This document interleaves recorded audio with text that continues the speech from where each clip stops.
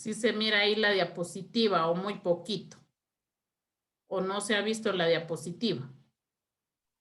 Como acercando la imagen sí se logra ver, licenciada. Pero no sé por qué está así, si no tendría que estar así la...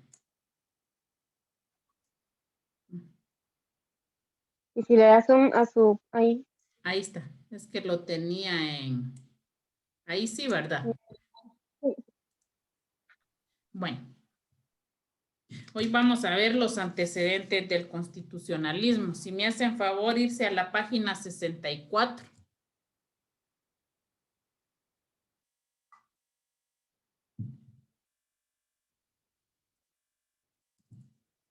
¿Sí? Ya estamos ahí. Sí, licenciada. Va. Dice antecedentes. Teniendo en cuenta la definición del constitucionalismo y en congruencia con lo manifestado por Néstor Sáenz, cabe anotar que la situación previa al constitucionalismo no implicaba la inexistencia de una normativa constitucional. Cualquier organización política, incluida la horda, la tribu, la polis griega, etcétera, ya habían contado con una estructura jurídico-política o constitución, pero antes del constitucionalismo, tal estructura no contaba con un texto constitucional que cubriese los requisitos de forma y de contenido que hemos señalado. ¿Quién nos da a entender esto? Que ya antes, en el pasado, este tipo de tribu, la horda, la polis griega o cualquier otro tipo de tribu tenía o existían normas que se respetaban. Lo que no había era algo plasmado, algo escrito que permitiera o, permítanme, es que me está, que permitiera que estuviera establecido o escrito, pero ya estructura, organización, ya había, pero de Estado, podría decir, de una sociedad, de una tribu, se organizaba por clanes o había una estructura organizativa a través de sociedades o patriarcal, pero sí había un tipo de jerarquía en estas tribus, o sea, sí se manejaba un tipo de organización prácticamente del Estado, se podría decir, pero era de su tribu. Y como dice aquí, lo que no había, había un contenido o habían requisitos formales establecidos, pero que sí había una constitución o normas generales, sí había. Lo que no había era constitucionalismo. ¿Por qué?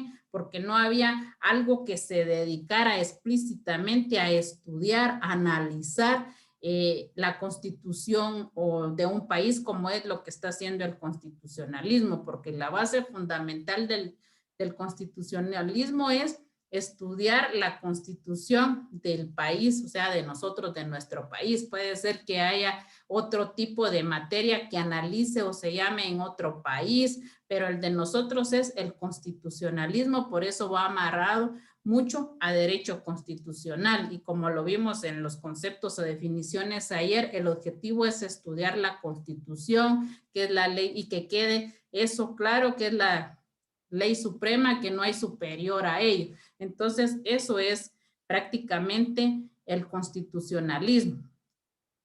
Dice que los requisitos a que Sáenz hace referencia son esencialmente a un texto escrito, lo que vimos ayer, único, orgánico y superior a todas las normas, aspecto formal.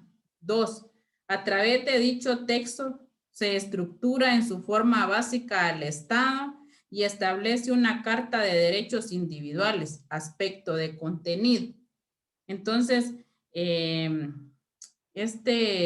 Néstor Sáenz, él sí se basa bastante o establece que lo principal es tener un texto escrito. Nosotros, nuestro texto escrito es la Constitución. Ahí está la estructura del Estado, ahí están las funciones que tiene cada organismo que nos representa, ahí están contenidas, establecen nuestros derechos humanos, están contenidos derechos sociales que incluyen la familia. O sea, todo está contenido en un texto escrito y el texto escrito es nuestra Constitución.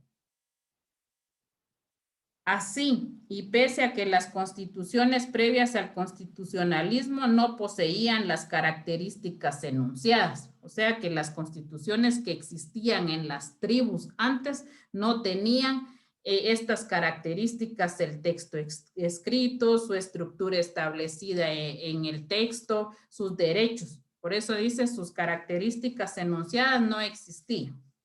Este se nutrió de concepciones e instituciones que le fueron previas. Tal es el caso de la distinción entre el poder legislativo ordinario y uno superior, la primacía de reglas supremas, el imperio de la ley, la jerarquía normativa. En este sentido se puede mencionar. Aquí vamos a empezar a ver cómo era en Grecia. Lucero, lea lo que dice en la Grecia clásica. Aquí en las hojas, perdón. La distinción entre un poder legislativo ordinario, asamblea o eclesia, y un poder legislativo superior encarnado en ciertas normas de mayor jerarquía con la existencia de una acción, la grafé paranomón, destinada a asegurar la primacía de esto. ¿Qué es eso, licenciada? Por ejemplo, aquí, no, ahorita se lo voy a explicar. Por ejemplo, como dice que antes sí existía una constitución, sí existían normas, pero que algunas no estaban escritas, no tenían jerarquía. Entonces vamos a empezar con Grecia, cómo era la Grecia clásica. Y dice aquí que hacían la distinción entre un poder legislativo ordinario, o sea, estaba el legislativo, se podría decir superior. Aquí dice asamblea o eclesia. Esto significa asamblea de democracia, o sea que existía el poder ordinario, que era una asamblea democrática, y un poder legislativo superior. Aquí estaba el superior y estaba el ordinario. El superior pues se podría decir que aquí en Grecia los filósofos o los que eran más estudiados, que se dedicaban, porque en Grecia hubo bastantes, por ejemplo, Aristóteles, un gran escritor que se dedicaba bastante a las leyes de Grecia. Podría decirse que él estaba en el poder legislativo superior y había una asamblea ordinaria que era una asamblea democrática, que podría ser el pueblo. Y dicen encarnado en ciertas normas de mayor jerarquía, o sea, el legislativo superior estaba encarnado de ciertas normas de mayor jerarquía, con la existencia de una acción, grapaque panorama. Yo investigué y dice que es demanda en contra contraria a las leyes. ¿Qué quiere decir esto? Que se podían hacer destinadas, dice, a asegurar la primacía de estas. Estaban el poder ordinario, el poder superior, pero encima de eso también había una jerarquía que se daba a disputar que si habían cosas que, por ejemplo, el órgano superior estaba infringiendo leyes o que fueran contrarias a las leyes, se podrían oponer. Eso es lo que significa aquí con la existencia de una acción grapate panorama. Esta era algo que se podía ir en contra o demandar que estaban infringiendo las leyes, que no las estaban estableciendo como estaban escritas o plasmadas. Entonces, aquí en Grecia ya empezaron a hacer esto, jerarquía de poderes, superior, ordinaria, había una asamblea democrática, el poder superior y algo más. Podían estas también oponerse al poder superior si no estaba cumpliendo con las leyes. ¿Estamos ahí? Si quieren ustedes, para que les entiendan más, A esto de eclesia pónganle asamblea, democracia. Y aquí Grapate Panomón dice demanda en contra de contrarias leyes. ¿Cómo dijo a Iglesia? Disculpe, licenciada. Eclesia. ¿Qué significa eclesia? Sí. Asamblea democracia o asamblea democrática. Ah, va, gracias. ¿Y grape para humón, licenciada? Es demanda en contra de contrarias leyes.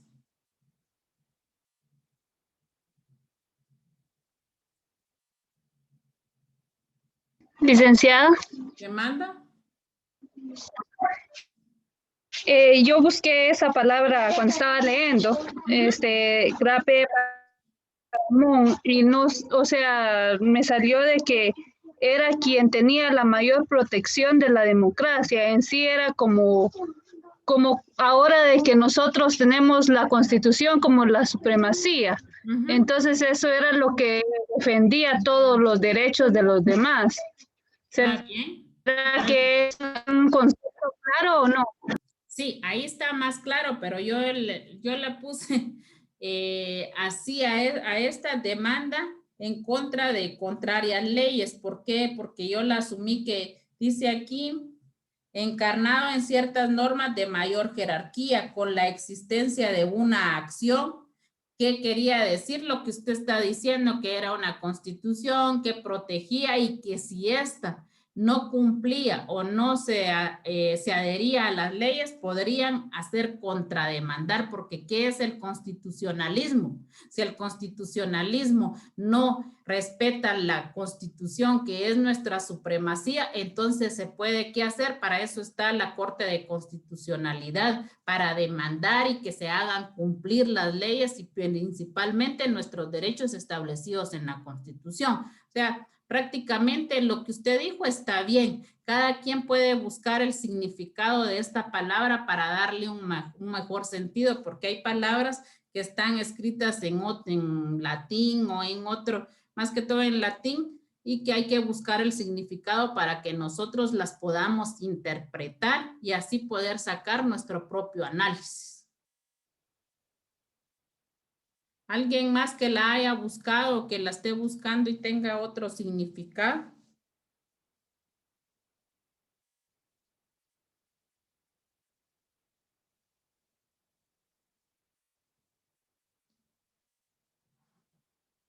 ¿No?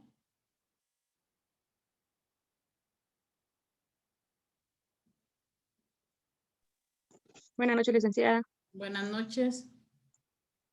Yo lo investigué, Uh-huh. pero me pareció que era una ley de la época griega, decía que su fin era la protección de la democracia. Dice, reina. Reina. Sí, está bien. Que cada ciudadano se hacía responsable de sus propias leyes, era, licenciada. Que daba protección, algo así dijo usted, que daba la protección, que se respetaran las leyes.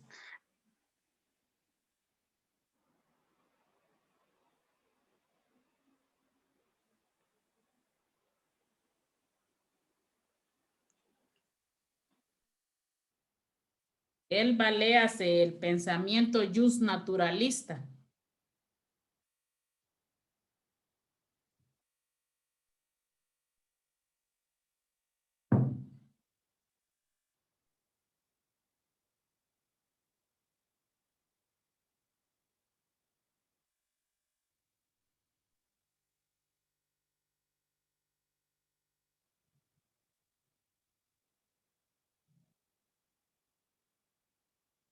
Él va.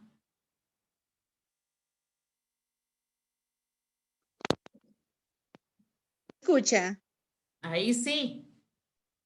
ya leí casi todo. Yo no le escuché. No, No, bueno, especialmente cristiano, hoy sí. ahí sí.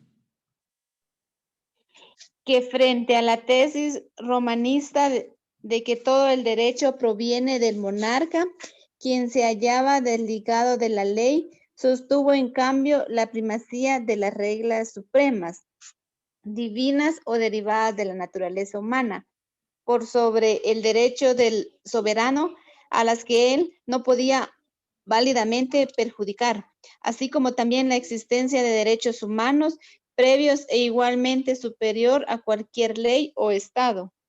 Está. ¿Qué entiende usted por eso, Lucero?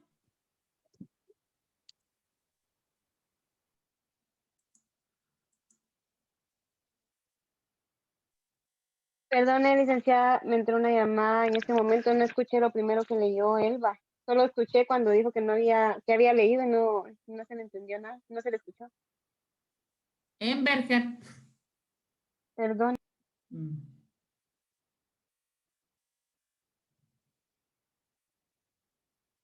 ¿Me escucha? Sí, sí, Amber.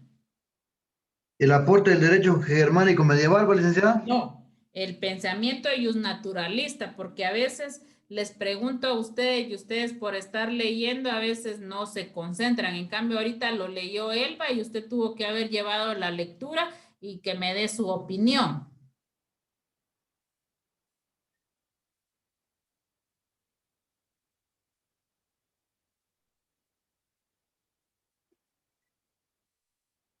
Pues yo lo que medio entiendo, porque aquí a mí casi nunca me ha gustado nada de lo de Roma, por eso que me iba mal en la otra clase, era que en este caso, dice que provenía de un monarca, o a quien eran en ese tiempo prácticamente los líderes, y si eran quienes de ahí se dominaba todo lo del derecho. O sea, por cuenta, se va dando cuenta de que este era quien impartía la ley y a quienes todos iban obedeciendo, por así decirlo. Pero prácticamente no mucho entiendo de eso, licenciada.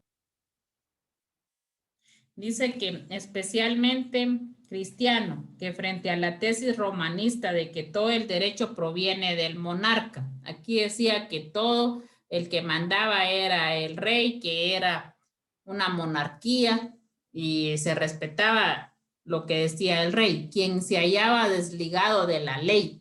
Si quería la respetaba, aunque estuviera plasmada, si él no quería, no la respetaba porque él era superior a la ley, era el monarca, era el rey y se hacía lo que él decía, aunque estuviera plasmado en una ley. Sostuvo en cambio la primacía de las reglas supremas, divinas, derivadas de la naturaleza humana. ¿Qué quiere decir? Que el monarca se enfocaba más en las promesas divinas de sus dioses que en lo plasmado sobre el derecho del soberano, dice. Entonces, quiere decir que aquí, en el pensamiento naturalista, lo que predominaba era el monarca, la monarquía, el sistema monárquico, el rey, y no respetaba leyes porque él la única ley que respetaba era la divina, la de sus dioses, y no la plasmada en una ley a las que no podía válidamente perjudicar, así como también la existencia de derechos humanos previos e igualmente superiores a cual ley o estado. Aquí no se respetaban las leyes, sino que si él decía que se tenía que pagar un tal diezmo y así tenía que ser, y si era de 10 y de él podía poner 20 o 30, pero si estaba establecido que era 10, a él no le interesaba, sino que lo que buscaba era sus intereses y no respetar lo que se plasmaba. Ahora Angélica, léase el aporte del derecho germánico medieval. El aporte del derecho germánico medieval, especialmente en la noción del reinado de la ley, conforme a la cual el rey estaba bajo Dios y bajo la ley, que la ley es la que hace al rey. Daisy, ¿qué piensa de esto?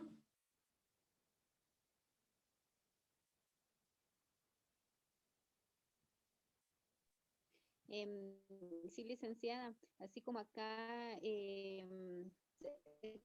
casi igual a lo anterior, porque yo comprendo de que ellos dice que están conforme a la cual el rey dice está bajo Dios y bajo la ley, dice. y porque la ley es la que hace el rey, es que digamos el rey para hacer una ley se basaba más en las creencias cristianas, según yo puedo comprender acá. Así es, porque dice especialmente en noción del reinado de la ley, conforme a la cual el rey está bajo Dios y bajo la ley, porque la ley es la que hace al rey. O sea que ellos respetaban mucho lo que decía sus dioses, y si estaban, dice, bajo la ley, según ellos lo que Dios decía era la ley, porque la ley es la que hace al rey. Entonces, si estaba bajo los mandos o dominio de sus dioses, entonces estaba bien plasmada y se tenía que hacer lo que ellos decían, porque ellos hacían al rey. Esto era aporte del derecho germánico medieval en la Alta Edad Media. Adelí, léalo, por favor.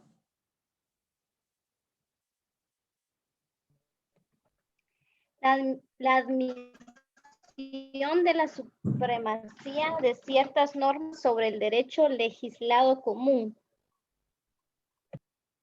Solángel, ¿qué opina de esto?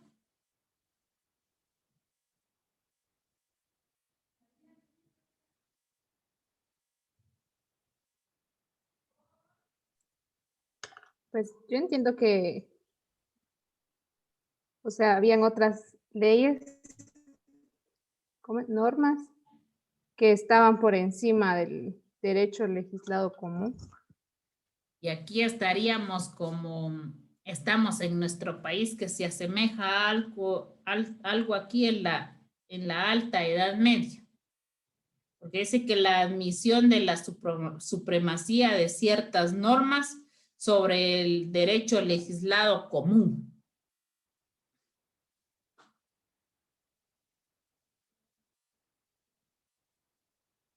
Si no me responde Solángel, al menos alguien que sí haya estado entendiendo un poco las clases que les he estado dando. Licenciada, yo Diga. siento que sí, porque es como la aceptación de que hay una ley suprema ante las demás. Muy bien, Reina. ¿Y sabe qué? Ya tiene, aquí la voy a apuntar, Reina, el cuadro comparativo sobre 9. O sea, ya tiene un punto extra, Reina. Así es, yo a eso opino. Que aquí está, dice, la admisión de ciertas normas sobre el derecho legislado común. O sea, nuestra constitución es nuestra supremacía ahorita en la actualidad y subordina las demás leyes del derecho legislado común. Abril, léase el constitucionalismo y la evolución política inglesa. Inglaterra fue un país que marcó una profunda relación entre su historia y su constitución. Su desarrollo constitucional nutrió al continente europeo y alimentó las ideas de los inmigrantes ingleses radicados en las emergentes colonias asentadas en el norte de América. Así, de su historia podemos mencionar los siguientes estadios que fueron postreros al movimiento constitucionalista. El constitucionalismo y la evolución política inglesa. Inglaterra. Inglaterra nos está dando y nos va a dar 3 ejemplos. La Carta Magna de 1215, el Estado de Tayogión no concedendo en 1297, la Petición de Derechos de 1626, la Revolución Puritiana de 1648, el Instrumento Os Orbes de 1653, el Habeas Corpus Acta 1679, la Revolución de 1688 y el Act of Sentence de 1701. Este es el constitucionalismo de la evolución política inglesa, enmarca los que mencioné. Y vamos a empezar con la Carta Magna de 1215. El otro año no sé si, no, el otro semestre van a llevar derechos humanos. Ahí van a ver dice Ley Juan Sin Tierra, la Carta Magna del 1215. Aquí vamos a leer que era Juan. Juan era un rey que hacía abusos arbitrarios con las colonias inglesas, como dice, con los inmigrantes ingleses. Hubo muchos abusos. ¿Qué hicieron? Hicieron esta carta y dejaron, por eso se dice Juan Sin Tierra, porque le limitaron a un montón de derechos a este Juan, a este rey, para proteger los intereses de los inmigrantes y de los ciudadanos ingleses. Y vamos a empezar cómo lo empezaron a limitar. Consideraba como el primer paso en firme del constitucionalismo inglés, ya que estableció una serie de limitaciones al rey. Yo les dije también que por esto la Carta Magna se empezó también a nuestra Constitución, muchos la conocen por la Carta Magna, también viene de aquí, de parte de esta Constitución o de parte de esta ley que le hicieron a limitar a Juan Sin Tierra, tenemos partes también nosotros de nuestra Constitución. A través de esta, los varones arrancaron a Juan Sin Tierra una serie de derechos. Estipulaciones estamentales, entre cuyas cláusulas más relevantes podemos mencionar: A, el establecimiento de procedimientos judiciales. Juan no tenía ningún tipo de procedimientos, hacía lo que dice el pensamiento jus naturalista. El monarca mandaba, hacía y deshacía sin respetar ninguna ley ni lo que estaba plasmado. Entonces lo limitaron que no se hiciera ningún tipo de... nadie podrá ser detenido, el establecimiento de procedimientos judiciales. Dice, nadie podrá ser detenido ni desposeído de sus bienes ni desterrado sin juicio previo. ¿Qué hacía Juan? Juan les quitaba sus tierras a las personas y los mandaba fuera de la ciudad. Y otras, a veces las ponía a trabajar en las tierras y el dinero, toda la cosecha era para él y lo que ganaba. Entonces, por eso prohibieron aquí que nadie podía ser desposeído ni desterrado sin juicio previo. Exhibición de auxilios o impuestos por servicios de armas sin consentimiento del común del reino. Juan a cualquier persona le indultaba, le decía que no pagara ningún impuesto. ¿Por qué? Porque a él le convenía tener a ciertas familias poderosas a favor de él también. Entonces aquí venía y los eximía de impuestos. En cambio, después reformaron que no se podía exonerar ningún tipo de impuestos si no iba consentido por el Consejo Común del Reino.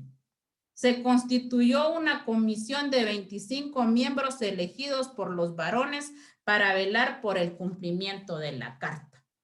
Entonces aquí se empezó y empezaron con el constitucionalismo, si ustedes ven, con esta carta inglesa de Juan Sin Tierra, que vinieron y limitaron los derechos prácticamente del poder que tenía este monarca, porque estaba desprotegiendo o estaba violentando los derechos de los que vivían ahí, de los ciudadanos. Licenciada, una pregunta. Diga. Yo estuve leyendo y como que los antecedentes se refiere, digamos, como que a todo lo que le fue evolucionando, como que fue pasando sus procesos, todo el constitucionalismo. Entonces estaba viendo que empieza por el jus naturalismo, desde que ellos empezaban a creer que las leyes eran puestas por un Dios divino, de que el rey mandaba, que el rey hacía esto, y luego le empezaron a poner limitaciones al rey. Entonces ya empezaron a crear sus propias normas, pero aquí en la Carta Magna yo me confundo porque más adelante dice que la primera constitución escrita que se dio en Inglaterra no tuvo aplicación. Entonces ahí fue donde yo no interpreté bien, digamos, esto, si ya luego dice que no tuvo aplicación. Porque Juan la hizo. Ahí fue donde yo me dije, bola. Juan la hizo a su favor Y por eso le puso la carta magna hecha por Juan Sin Tierra. Entonces, ¿qué vinieron? Limitaron esa constitución porque había muchas violaciones de derechos. Por eso dice, usted dice que no entró en vigencia, dice, o que no fue, ¿qué dijo Adeli?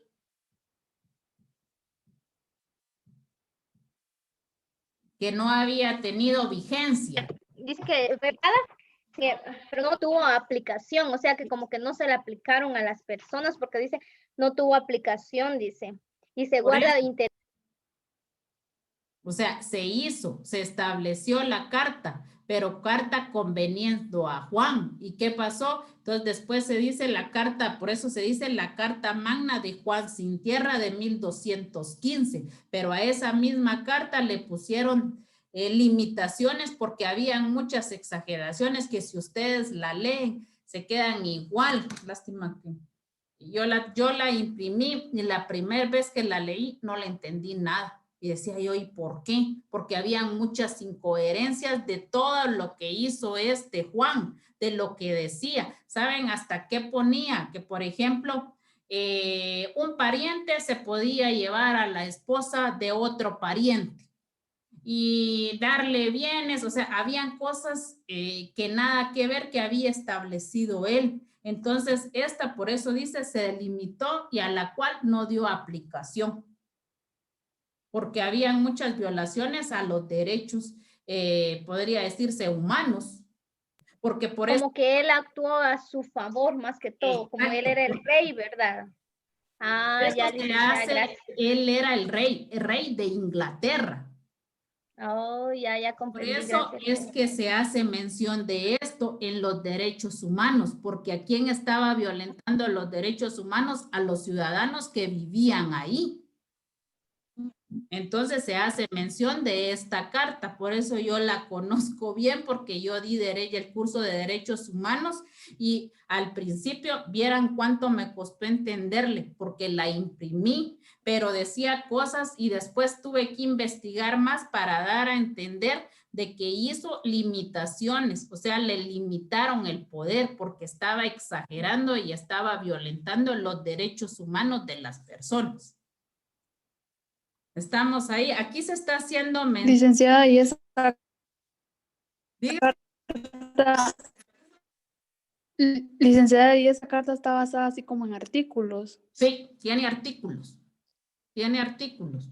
Tiene artículos, tiene 25 artículos, pero se le llamaba como cláusulas, pero sí tiene artículos.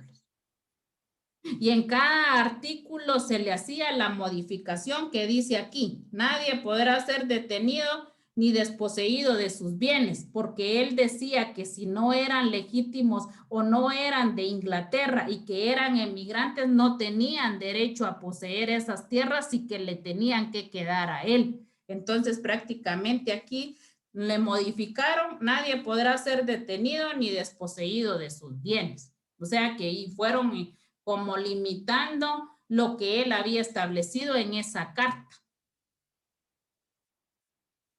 Entonces lo que en esa carta contenía eran puras obligaciones o puros mandatos de él para con los ciudadanos.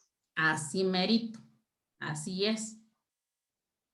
Entonces, aquí... O sea, es que si lo explica de esa manera se le entiende más, porque yo estaba leyendo aquí el libro y me quedaba así bien perdida, como de qué están hablando.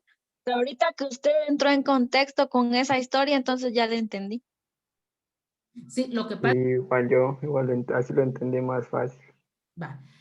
Lo que pasa es que aquí la teníamos que hacer mención porque estamos hablando del constitucionalismo, de sus antecedentes, cómo se fueron empezando a hacer las constituciones, cómo se fue dando. Por eso hablamos de en Grecia, qué era Grecia, cómo se daba Grecia, cómo se daba en el pensamiento naturalista, en el aporte del derecho germánico, cómo lo tenía en la alta edad media, y llegamos al constitucionalismo y evolución política inglesa. Entonces, y les dije que todos los que tienen puntitos enmarcan el constitucionalismo y la evolución política inglesa, o sea, de Inglaterra. ¿Y cómo empezó Inglaterra? Con la Carta Magna de 1215. Y les estoy diciendo aquí, y les estoy poniendo el ejemplo de este Juan. O sea, dice, a través de estos varones arrancaron a Juan sin tierra. Y les estoy explicando porque, como les digo, yo la di o se la van a ver en derechos humanos, porque es parte de los antecedentes, cómo fueron y se empezaron a proteger los derechos de cada persona. Y aquí, Juan, con esta carta estaba, lo que estaba era violentando los derechos de las personas. ¿Y qué hicieron? Delimitar el poder. Por eso yo les decía, y no sé si no me han entendido, y por eso les he preguntado, y por eso yo le di el punto a Reina, porque quiere decir que sí está escuchando, sí me está analizando, sí está interpretando lo que yo les estoy diciendo, porque para terminar con la Carta Magna de 1215 y para terminar y enfocarlas en el constitucionalismo, quiere decir que aquí está la división de poderes, la limitación de poderes. ¿Por qué? Porque aquí tiene que ser primero la sujeción a la ley, no el poder. Y aquí lo está limitando, porque si no lo limitáramos al poder, haría el poder o el ejecutivo, el legislativo y el judicial lo que hacía Juan sin tierra. ¿Hoy sí? Sí, a mí sí, ahí sí me quedó más claro. Va. Ahora. Sí, licenciada. Va.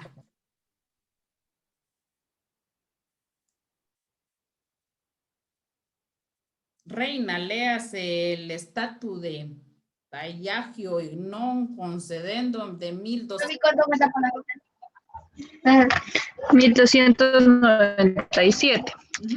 Establecía que si no podía obligarse a los varones al apego de ningún tributo por parte de los burgueses, terratenientes y los demás hombres libres. Posteriormente surgen el Parlamento y los tribunales judiciales. En el siglo XIV, el Parlamento adopta una composición bicameral con la preponderancia de la Cámara de los Comunes. Jenny, dígame a lo que le entendió o no le entendió, porque está algo complicadito. Y si no, me ayuda Dani. Ya lo entendí, solo el primer párrafo. Explíqueme el primer párrafo. Que en este tiempo no se podía obligar a ningún hombre, a ningún varón, el pago de ningún impuesto por parte del rey sin tener la autorización de las familias más poderosas o los terratenientes, las personas más adineradas de ese tiempo. Ahí estamos. Entonces, el segundo, Dani.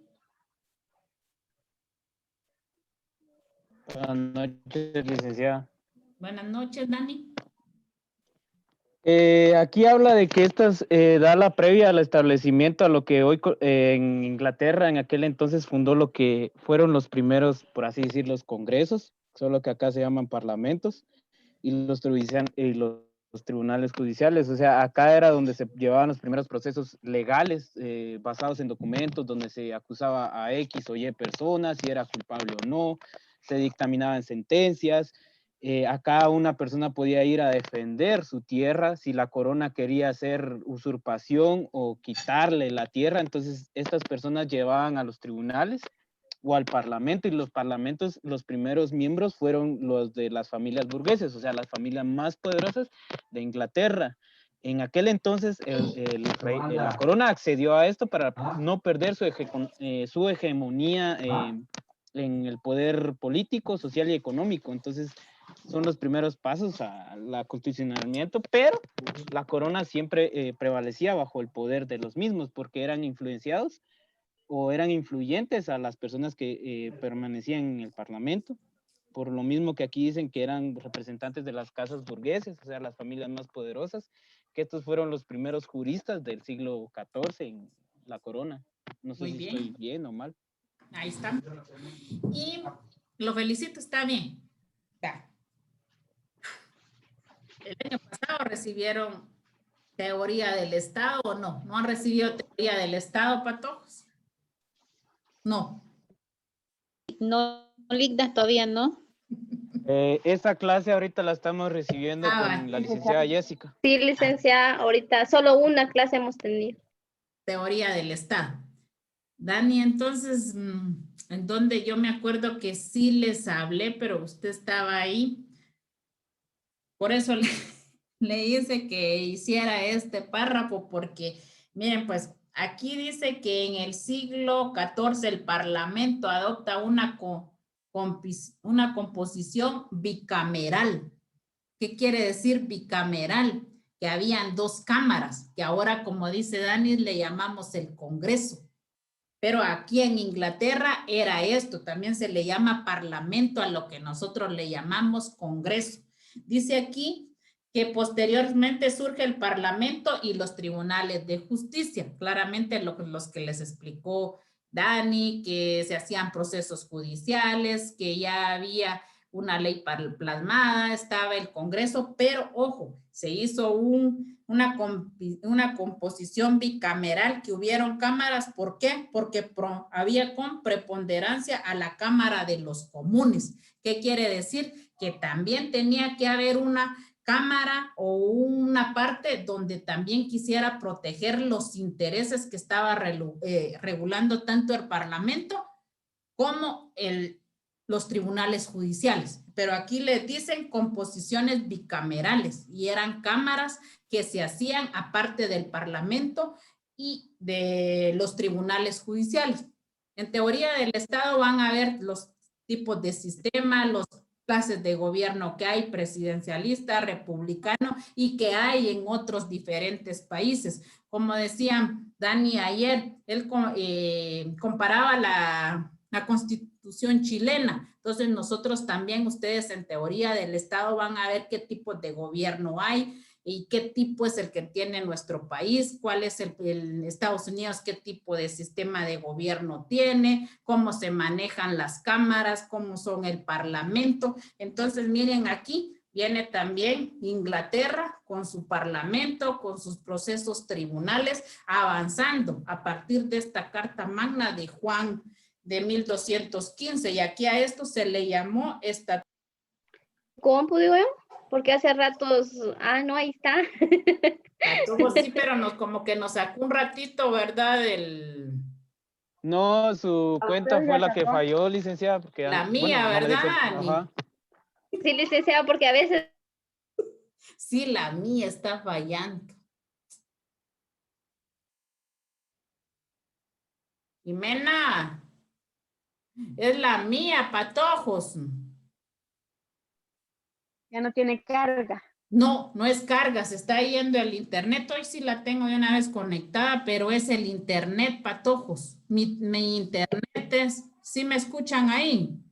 Sí, porque a veces como que se traba Linda, pero sí es internet. Es el internet, Patojos. Bueno, ahora no los miro. Solange, léase la petición de derecho de 1626.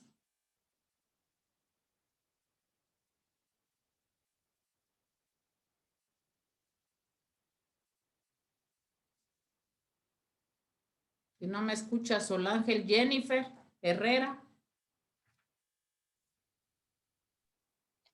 Petición de derechos de 1626. En tiempos de Carlos I se obtiene la petición de derechos en la cual se restauran los privilegios del Parlamento. Entonces aquí ya hay otra petición donde dice que obtiene la petición de derechos en la cual se restaura los privilegios del Parlamento. Me imagino que como aquí vimos el siguiente donde estaba solo, habían Parlamento, los tribunales, las cámaras que les dije, donde dice preponderante de Cámara de los Comunes. Entonces, aquí en esta petición, me imagino que querían fortalecer más el Parlamento, que tuviera más derechos que los tribunales de justicia, enfocándose también como el Parlamento encargado de hacer o dirigir o de aplicar, más que todo crear leyes. Entonces, aquí dice que obtienen la petición de derechos en la cual restabla, dándole más privilegios al Parlamento. Revolución Puritana de 1648. Carlos I clausura el Parlamento. Miren este señor, este es Carlos, rey, clausura el Parlamento.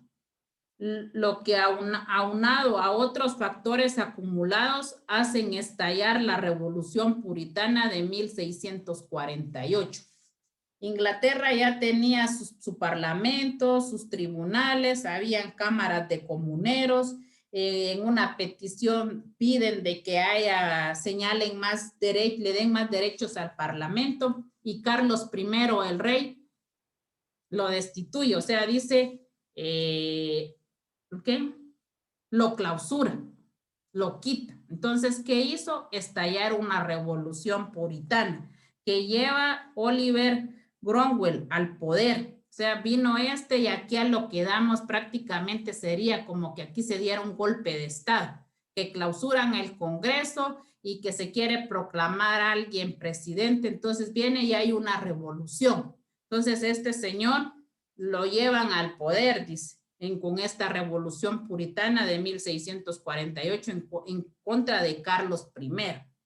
De esta época data la primera constitución escrita, que se dio en Inglaterra, la que si bien no tuvo aplicación, guarda interés como antecedentes. Esto era lo que usted decía, Deli, nada con la Carta Magna de Juan Sin Tierra, ¿o sí? No era lo que esto se estaba confundiendo usted. Yo creo que sí, Ligda, porque ahorita ya analizando más con usted que yo solita, ya voy analizando que confundí los temas. Sí, porque la carta era aparte. Esta es otra cosa que se dio en la revolución. Ajá. Ajá, yo leí y me confundí. Ahora sí me entienden lo que les he estado diciendo yo, patojos, que al leer a veces nos confundimos.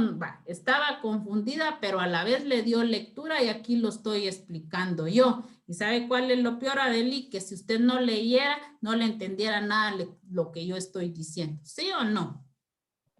Sí, licenciada, es más comprendible.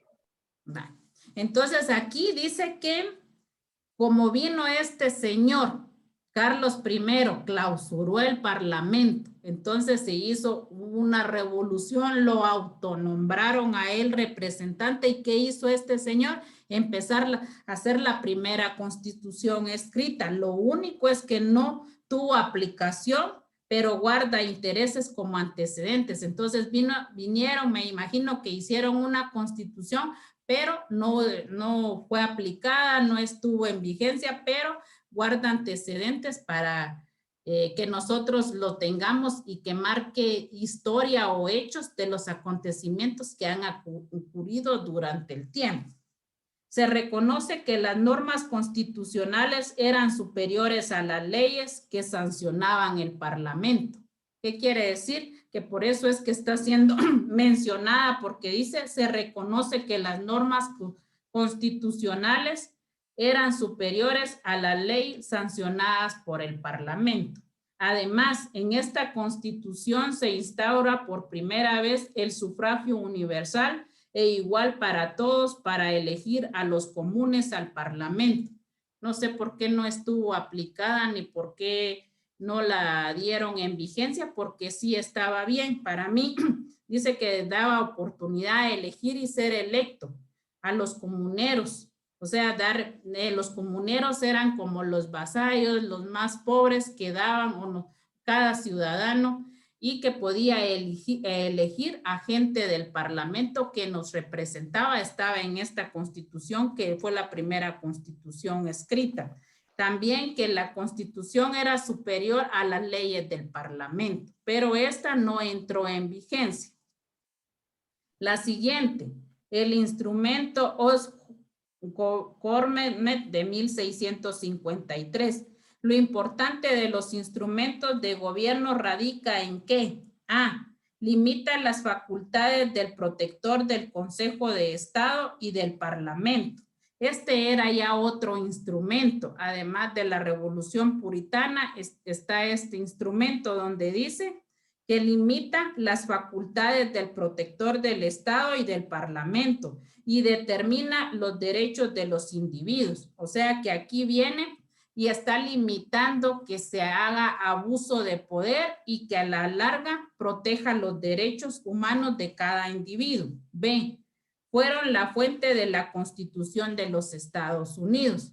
O sea que parte de estos instrumentos que están establecidos aquí formaron parte para que ahora esté la Constitución escrita de Estados Unidos. Entonces, miren, vienen entrelazándose. El habeas corpus de 1679. El habeas corpus todavía es aplicado y sigue en vigencia, inclusive en nuestro país. ¿Qué trata esto? Y es lo más importante y que lo vamos a ver en Derecho Procesal Constitucional, que es la Ley de Amparo. Dice, restaura la monarquía en 1660. En 1679 se sanciona el habeas corpus, según el cual nadie podía estar detenido más de 24 horas sin ser llevado ante un juez que decidiera sobre su situación. Se prohibió el no bis in idem en encarcelar a una persona 2 veces por un solo mismo hecho. Y miren, desde 1679. Aquí se le llama ley de exhibición, ley de amparo y de exhibición personal. Es la exhibición personal que dice la exhibición personal que nadie podrá ser violado sus derechos vejámenes aunque esté detenido o encarcelado, tiene derecho. Entonces, el habeas corpus sigue su vigencia y está establecido en una de las normas de nosotros y viene de 1679. La Revolución de 1688, protagonizada por Guillermo de Orange, a quien el Parlamento le impone como condición para acceder al trono una serie de limitaciones, las cuales se consignan en el catálogo de derecho, en el que se establece: A, no podrán mantenerse tropas sin consentimiento del Parlamento. No podrán establecerse impuestos sin aprobación del Parlamento. No podrá el rey suspender leyes votadas por el Parlamento. Aquí se le está dando más poder al Parlamento para que se establezcan y se protejan leyes, inclusive esta última. No podrá el rey suspender leyes votadas por el Parlamento. Aquí le daban más voz y voto al Parlamento que al rey. El Act of Settlement de 1701. Por medio del acta de establecimiento se arraiga definitivamente la monarquía constitucional en Inglaterra. Esta acta definitivamente dice que lo que reina aquí es la monarquía, o sea, la monarquía del rey en la Constitución de Inglaterra. En suma, las 3 características del derecho constitucional inglés fueron: A, sistema parlamentario de gobierno. Eso fue lo que marcó. O sea, aquí se conoce como Congreso. Aquí era sistema parlamentario de gobierno. B, la soberanía del Parlamento. Lo que les estaba diciendo, que aquí el Parlamento tenía la soberanía por encima del rey. Y gobierno de derecho. Le daban mucho validez y establecer, especialmente a proteger los derechos de cada individuo sobre lo que decía o establecía el rey. Ahora vamos a ver lo que son los principios. No sé si miran ahí la diapositiva.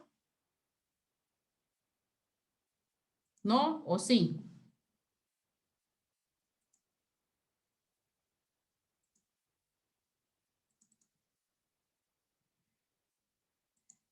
Ahí sí. Que usted está ejecutando muchos programas en su computadora ahorita y por eso la memoria RAM le cierra programas porque ya no puede ejecutar tanto. Santo Dios. Lo que pasa es que la está utilizando también mi niña, entonces a ver qué programas tengo aquí. Por eso me saca. Puede ser que sí, porque si estaba usando navegador y otro programa para abrir y así un paquete de Word o no sé, y aparte consume mucha memoria RAM y por eso creo que sí. Santo Dios. ¿Y qué tendría que hacer ahí, Dani? No, o sea, solo reiniciar la computadora y ya está, se cierra lo que esté ejecutándose en segundo plano. Santo Dios. O Bueno, si revisa lo que está en el administrador de tareas, tal vez se le aparece algún proceso en segundo plano. pero fíjense que no, si no tengo nada. Miren, si solo... Y miren, ya me está... Bueno, pues les encargo, disculpen porque nunca había tenido este problema. Va, entonces miren los principios